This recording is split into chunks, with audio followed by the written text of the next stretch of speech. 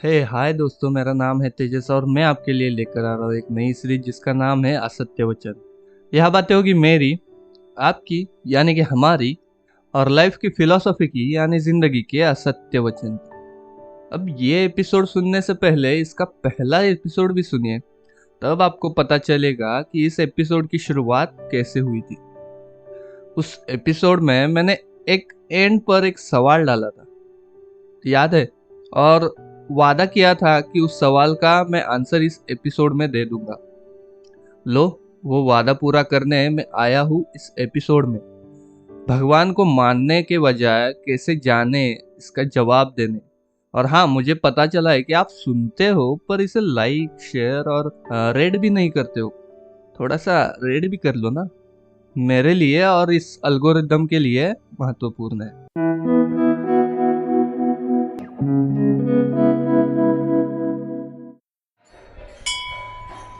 क्या तुम भगवान को मानते हो? अरे यार, तू भगवान को मानता है ये तुझे कैसे पता चला? तू मंदिर जाता है, पूजा करता है, टाइम टू टाइम नाम जप करता है, इसी वजह से? हाँ, क्यों? देख, तुझे किसी ने बताया क्या कि तू भगवान को मानता है? नहीं, मैं खुद वैसा मानता हूँ। हाँ वही, ये सब हमारे ऊपर है। मतलब मैं समझा नहीं। अरे ब्रो, तुमने सवाल ही गलत पूछा मेरे से। यार, भगवान को मानते हो क्या नहीं, तुम ऐसा पूछ सकते थे कि भगवान को जानते हो क्या। ये मेरे दोस्त ने मुझे तो सवाल पूछ लिया था, पर उसके सवाल का जवाब मैंने सवाल से ही दे दिया। पिछले एपिसोड में भगवान को मानना क्या होता है ये तो सुन लिया, अब भगवान को जान लेते हैं। ये कॉन्सेप्ट है क्या? हमारी मानव जाति का निर्माण लाखों साल पहले हुआ था। बाकी उससे पहले हम में और जानवर में फर्क नहीं था। जब ये मानव खुद को बाकी जानवरों से अलग करने लगा, झुंड में रहने लगा, तब खुद का खाना नेचर से लेने लगा या शिकार करके खुद का खाना बनाने लगा। धीरे धीरे करके मानव जात की उत्क्रांति होती रही। थोड़े समय बाद आग पर खाना सेकने लगा। उसे पता चला कि जल, वायु, आग और खाना उसके लिए जरूरी है। तब से उसे विचार करने की क्षमता बढ़ गई। उस वक्त के अनुसार उसे समझ आ गया कि जिससे हम लेते हैं खाना, उसके हम ऋणी होते हैं।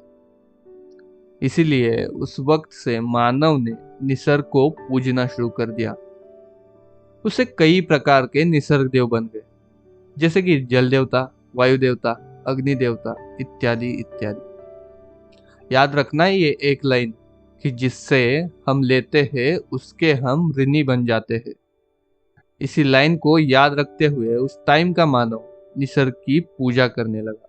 तो थोड़ा और डेवलप हो गया तो उसे समझ आने लगा कि भाषाएं भाषाएं बनाई जा सकती है। उससे निर्मित हो गई अलग अलग भाषा, एवं उस भाषा के ऊपर डिपेंडेंट एक वर्ग। ये वर्ग यानी कि इंसानों की बस्ती अलग अलग जगह, अलग अलग परिस्थितियों का सामना करते हुए अपना काम करने लगे। वो जहाँ जाए, जहाँ बसे, उस जगह की संस्कृति वो खुद बना रहा था। खुद की भाषा डेवलप करने लगा, खुद के खाने का तरीका खुद डेवलप करने लगा, जिसे आज हम क्यूजिन के नाम से जाने जाते हैं। अब पहली जरूरत तो पूरी होगी, जो थी पेट पूजा। मराठी में एक म्हण है कि आदि पोटोबा मग विटोबा, मतलब पहले पेट पूजा फिर भगवान की पूजा। याद रखना, जब हमारा पेट भर जाता है तब मन शांत होता है और उसे टाइम मिलता है सोचने का।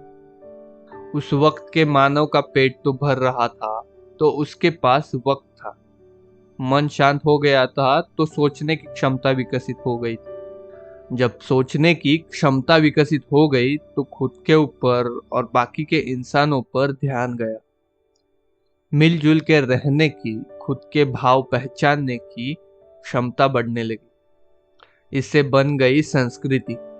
इस संस्कृति के नाम से इंसान खुद में और दूसरों में फर्क जानने लगा। और थोड़ा डेवलप हो गया तो खुद को एक समाज का घटक मानने लगा। सोच विचारों को महत्व दे रहा था। वहां से पैदा हुई पढ़ाई विषय जैसे कि दर्शन यानी कि फिलोसॉफी और विज्ञान। धीरे धीरे करके इमेजिनेशन की पावर बढ़ रही थी। उससे पहले वो निसर्ग की पूजा कर रहा था, अब उसने सभी निसर्ग के नियमों के साथ खुद के एक आदर्श नियम बनाए। उसी आदर्श नियमों को आज हम धर्म मानते हैं। याद रखना, धर्म से पहले संस्कृति का जन्म हुआ था। जब धर्म की स्थापना हुई तब निसर्ग देवता, धर्म, फिलॉसफी, विज्ञान, संस्कृति के मिक्सचर से जन्म हुआ भगवान का। वो मानव जो पहले निसर्ग की पूजा करता था, वो धर्म और निसर्ग को भगवान के रूप में देखने लगा। उसी वक्त करोड़ों लोगों में से बस कई गिने चुने लोगों ने खुद को, निसर्ग को और इस मानव जात को समझा। तब उन्होंने धर्म को आकार दे दिया, उसके नियम बनाए, नाम रखे, उसका पालन करना सिखाया। आज वही धर्म हम हिंदू, मुसलमान, सिख, ईसाई, बौद्ध, जैन, पारसी और ऐसे अनेक नामों से जाने जाते हैं। जिन्होंने धर्म के नियम बनाए, पालन करना सिखाया, अच्छाई की राह दिखाई, आज उनको ये सभी मानव जात पूजती है, भगवान मानती है। ये मानव जात भी ना बड़ी हरामी चीज है। जैसे जैसे डेवलप होती है वैसे वैसे वो सेल्फिश बनने लगती है। पहले सिर्फ पेट भरने को लेकर आज काम करने तक वो खुद के बारे में सोचता रहा। वैसे ही जैसे जैसे डेवलप होते गए वैसे वैसे वो निसर्ग की पूजा करने से लेकर इतना सेल्फिश हो गया कि एक निसर्ग देवता को अलग अलग धर्मों में अपने पसंदी से बांटने लगा। तब जाके अलग अलग धर्मों के अलग अलग भगवान बन गए। इस पृथ्वी पर पुराने समय में बहुत ही कम धर्म थे। हिंदुस्तान, चीन, जापान में सबसे पुराने धर्म की स्थापना हुई ऐसे मानते हैं। पर याद रखना मेरी वो लाइन, धर्म से पहले संस्कृति की स्थापना हुई थी। इन कई धर्मों से पहले हिंदुस्तानी, चीनी, जापानी संस्कृति की स्थापना हुई थी। ये हो गया एक ब्रीफ अबाउट भगवान और धर्म कैसे स्थापन हुआ। कट टू आज, क्या चल रहा है, क्या चल रहा है मुझे बताओ आज का हाल। धर्म के नाम पर हमने ईश्वर का बंटवारा कर लिया। और ठीक है, बंटवारा तो कर लिया, पर उस भगवान को लेकर हम झगड़ रहे हैं। क्यों क्यों हुआ था ये धर्म का जन्म? इंसान को आपस में जोड़ने के लिए ना। और आज क्या है, उसी के नाम पर हम बढ़ गए हैं। भगवान की पूजा क्यों करते थे पुराने लोग? बताओ, याद है ना वो लाइन, जिससे हम लेते हैं उसके हम ऋणी होते हैं। निसर्ग से हम लेते हैं तभी तो हम उसकी पूजा करते हैं। जिन्होंने धर्म बनाया उन्होंने तो भी यही कहा है ना। चाहे वो भगवत गीता हो, बाइबल हो, कुरान हो या कोई और, सब में जीवन जीने का सार है, जिसमें सभी जगह यही कहा है कि तुम खुद कुछ नहीं हो। जो है निसर्ग है। इस ब्रह्मांड के ना मेजर करने वाले आकार का एक छोटा सा हिस्सा हम है। और हम मानव खुद को बहुत शक्तिशाली समझते हैं। अरे घंटा, हम तो बस छोटा सा पार्ट है। जब धर्मों की स्थापना हुई तब अलग अलग घटनाएं घटी। रामायण, महाभारत जैसे महाकाव्य की निर्मित हुई। भगवान श्री राम, श्री कृष्ण और देवों के देव महादेव भगवान के रूप में प्रकट हो गए। क्या सिखाया उन्होंने? भगवान श्री राम ने मर्यादा सिखाई, श्री कृष्ण ने जीवन का सार सिखाया, महादेव ने सत्य सिखाया, शांति सिखाई। अरे उनके नाम में ही शांति है। शंकरोति इति शंकरः, मतलब मन की शांति करने वाला शंकर। यह है भगवान और उनके रूप। ऐसे अलग अलग धर्मों में आदर्श है जिन्हें भगवान मानते हैं।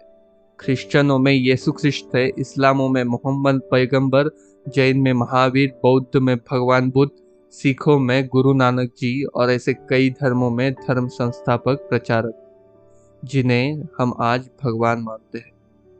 क्या सिखाया उन सब ने?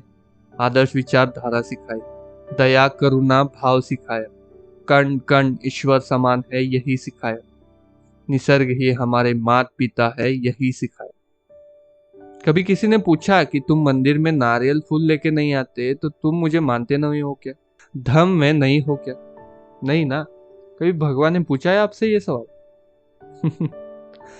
मैंने बोला था ना कि जैसे जैसे इंसान डेवलप होता है वैसे वैसे वो सेल्फिश और छोटे सोच वाला होता है। साक्षात भगवानों ने भी हमें यही सिखाया कि निसर्ग में मुझे ढूंढो, अपने आसपास जीवित प्राणी पक्षी इंसानों में ढूंढो, मैं मिल जाऊं। पर नहीं, हम अभी भी मूर्तियों में, छोटे छोटे नारियल फूलों में भगवान ढूंढते रहे। माना माना कि जहाँ मूर्तियां होती है, पुराने मंदिर होते हैं, वहां हम भगवान को प्रतीकात्मक रूप से देखते हैं। नारियल फूल प्रसाद हम अपने इच्छा से, श्रद्धा से अर्पण करते हैं। पर इसका मतलब यही नहीं है ना कि सिर्फ उसी में भगवान है। इस ब्रह्मांड के सभी कणों में भगवान, मुझ में, आप में भगवान है। इस हवा में, इस पानी में, खाने में, इस संसार के आवाज में, वाइब्रेशन में भी भगवान। हम इस विस्तृत भगवान की डेफिनेशन को किसी एक छोटे से वाक्य में ना समाते हुए ये ईश्वर के अस्तित्व को जान ले, इसको ही हम धर्म कहते हैं। और याद रखे, इंसान के लिए धर्म है, धर्म के लिए इंसान नहीं।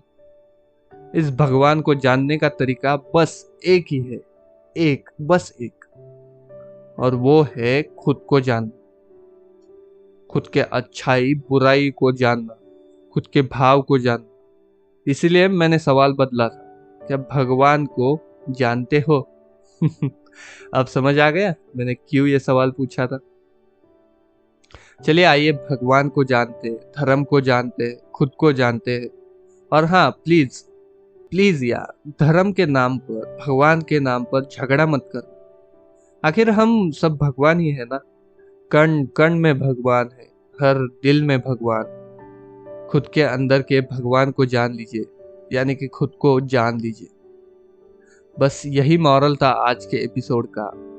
शेयर कीजिए अपने दोस्तों के साथ, अपने गुरु के साथ। और हाँ, फॉलो और रेट करना ना भूलिएगा, क्योंकि मुझे पता चला है कि आप रेट नहीं करते हो। प्लेज तो बहुत सारे आते हैं पर मुझे रेटिंग थोड़े कम मिलते हैं। 5 स्टार तो है पर संख्या में कम है। जाके पहले रेटिंग कीजिए, और हाँ, 5 स्टार रेटिंग आनी चाहिए। चलिए मिलते हैं अगले एपिसोड में, तब तक धन्यवाद।